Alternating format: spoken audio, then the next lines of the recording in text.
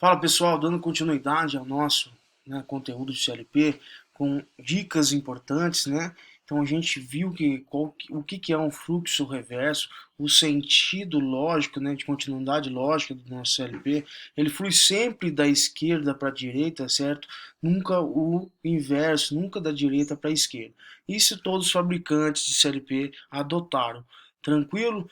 Então vamos lá, certo? Então lembrando que quando eu preciso fazer um fluxo reverso, eu crio que duas linhas de programação, que é onde eu consigo fazer o mesmo acionamento com esse fluxo, certo? Mas nunca pensando que com os circuitos reais, de relés eletromecânicos que podem fluir de qualquer sentido. Tranquilo? Então vamos lá, né?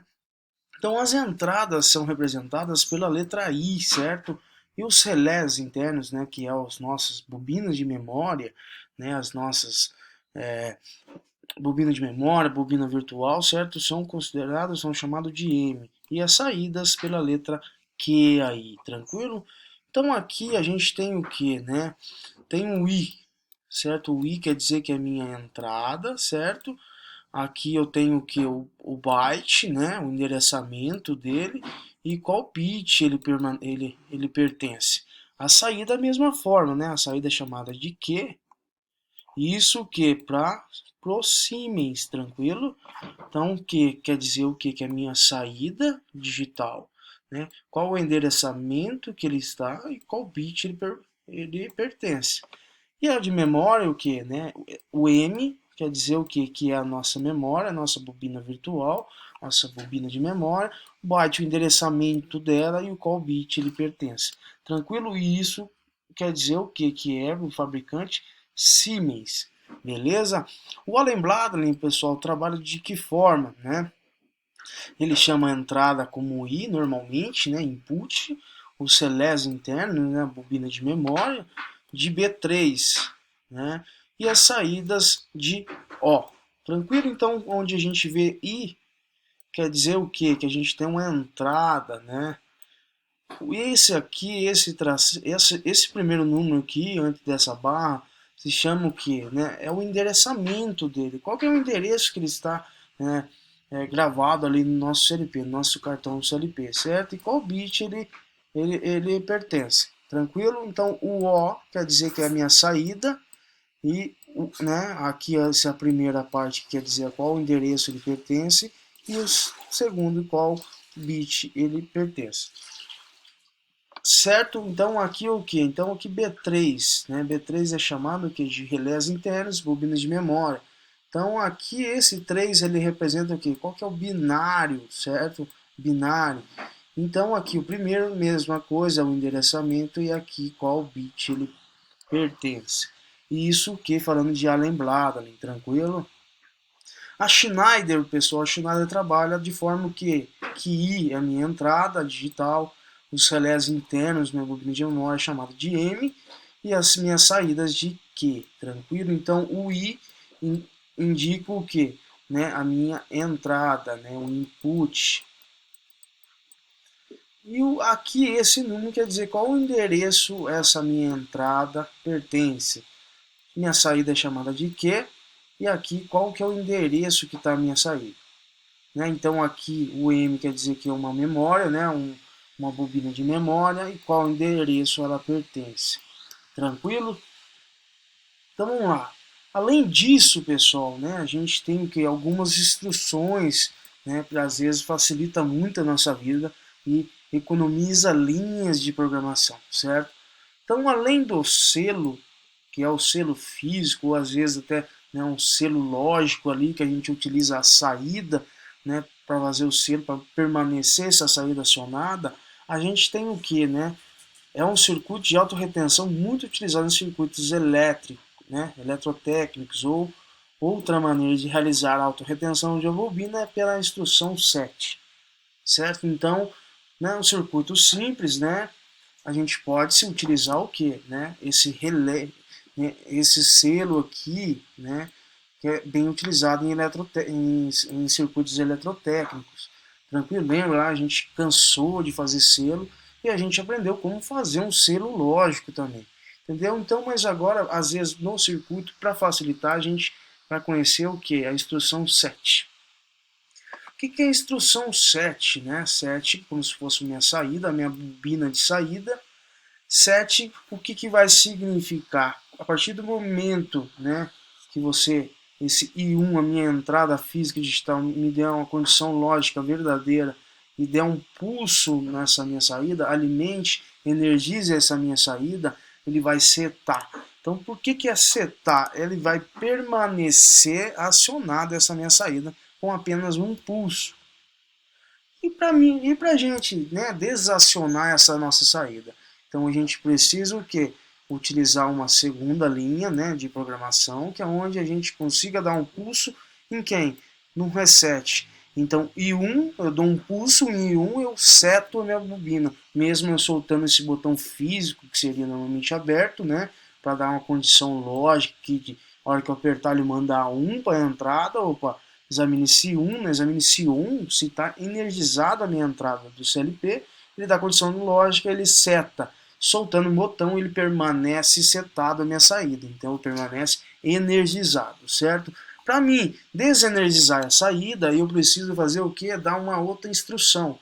Essa instrução é o que? Para desligar. Então, 1 e 2, como se fosse um outro contato físico externo ali, um pulso em I2 eu consigo o que? Alimentar, dar continuidade lógica e eu consigo fazer, né, o reset. A partir do momento que eu mando um pulso nesse reset, ele desenergiza a minha saída física do CLP. Certo? Lembrando que é set de Q1 e eu preciso dar reset de Q1 para mim poder resetar a mesma saída, né, da física ali do meu CLP, certo? Então vamos lá. Então podemos comparar o exemplo dado para a utilização de instrução 7 e reset com o diagrama LED, utilizando o conceito de selo, né, e embaixo utilizando, né, em cima utilizando o conceito de reset.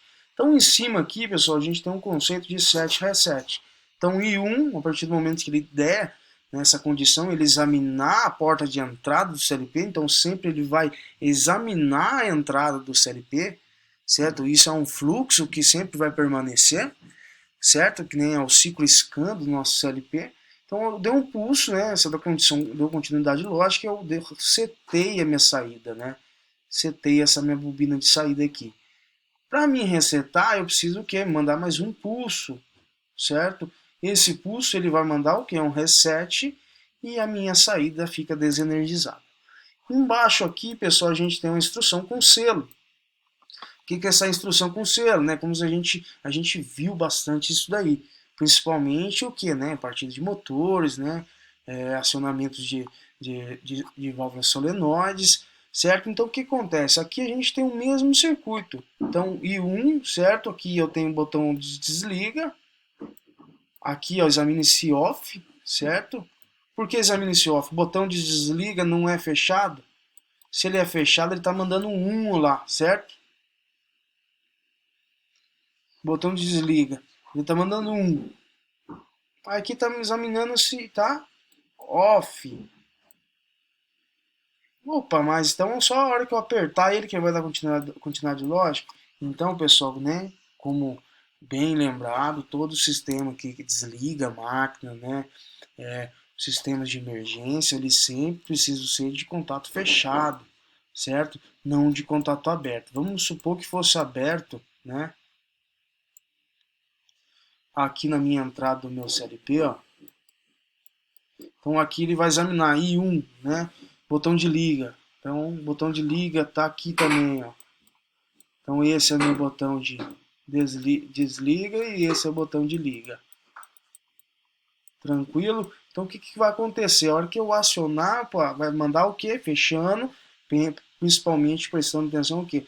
No estado de repouso do meu CLP, certo? Então a hora que eu apertar isso aqui, ele vai mandar um. Opa, examinando se está em 1. Deu condição verdadeira, deu continuidade lógica. Ele vai chegar aqui e vai examinar a minha entrada. I2, certo? O I2, vamos supor que esse aqui é o nosso I2, ó. Ele está examinando que examine se off. Então, opa, não tá mandando zero aqui, não tá em contato aberto. Então ele dá continuidade lógica. Só que lembrando, né, que nem eu falei um pouco atrás, anteriormente, o que? Contato, desliga, né? Contatos físicos de desliga, de emergência, sempre tem que ser fechado. Porque caso aconteça aqui esse condutor se romper, como eu vou desligar essa máquina? Jamais. Então o sistema de segurança tem que ser sempre fechado. Certo? Mas continuando, imaginando que ele esteja aberto, então ele dá continuidade lógica, aciona minha saída. Acionando minha saída, eu estou usando aqui um contato auxiliar de quem? Da minha saída, né, da minha bobina de saída, e fazendo quem? O nosso selo. Tranquilo? Então, pessoal, aqui a gente tem a parte de set e reset, e aqui com, né, com a instrução selo normal. Então, não se esqueça que todo o sistema de segurança, como o botão de desliga da máquina, o botão de emergência, você sempre tem que ser o quê? Contato fechado, certo? Então, se ele é contato fechado, aqui já mudaria, né? Então, ele seria o que? Examine-se 1. Por que examine-se 1? Porque ele está mandando uma entrada aqui. Imagina se aqui fosse meu botão de emergência, certo? Ele não está mandando um, então eu preciso colocar o que? Examine-se 1. Para ele dar o que? Continuidade lógica, a hora que eu apertar esse botão eu conseguir acionar essa minha saída. Tranquilo, pessoal? Então, os CLPs da Lembradas não seguem esse padrão, denominando LET, né, que é a trava, um LET sem trava. Certo? Então, muitos trabalham com set reset, já o Alembrado com LET e um LET, certo? LET trava, um LET sem trava. Tranquilo? Então aqui é um sistema de alarme contra incêndio, possui 3 entradas, uma em cada andar do prédio.